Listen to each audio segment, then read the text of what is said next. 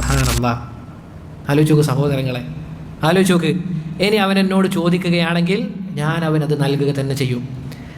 അവൻ എന്നോട് ഇസ്തിആദത്ത് നടത്തുകയാണെങ്കിൽ ഞാൻ അവനെ സംരക്ഷിക്കും. സുബ്ഹാനല്ലാഹ്. നമ്മൾ ചെയ്യേണ്ട കാര്യം എന്താണ്? ചിന്തിച്ചു നോക്കൂ സഹോദരങ്ങളെ. അള്ളാഹു ഇഷ്ടപ്പെടുകയും സംരക്ഷിക്കുകയും നീ ചോദിക്കുന്ന കാര്യം നിനക്ക് നൽകുകയും ചെയ്യുകയാണ്.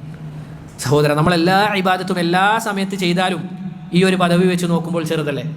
ആലോചിച്ച് നോക്ക്. ഇപ്പോൾ എല്ലാ നേരത്തും ഇബാദത്ത് ചെയ്യുകയാണെങ്കിലും അള്ളാഹു നമുക്ക് തരുന്ന ഈ പദവി വെച്ച് നോക്കുമ്പോൾ ആ ചെയ്യുന്ന ഇബാദത്ത് എല്ലാം എന്താണ്? ചെറുതാണ്. പക്ഷേ അള്ളാഹു എല്ലാ നേരവും നോമ്പ് നോൽക്കാൻ നമ്മോട് കൽപ്പിച്ചിട്ടുണ്ടോ? ഇല്ല. രാത്രി മുഴുവനായി നിസ്കരിക്കാൻ നമ്മളോട് പറയുന്നുണ്ടോ? ഇല്ല. അതുപോലുള്ള കാര്യങ്ങളും നമ്മളോട് ആവശ്യപ്പെടുന്നുണ്ടോ? ഇല്ല.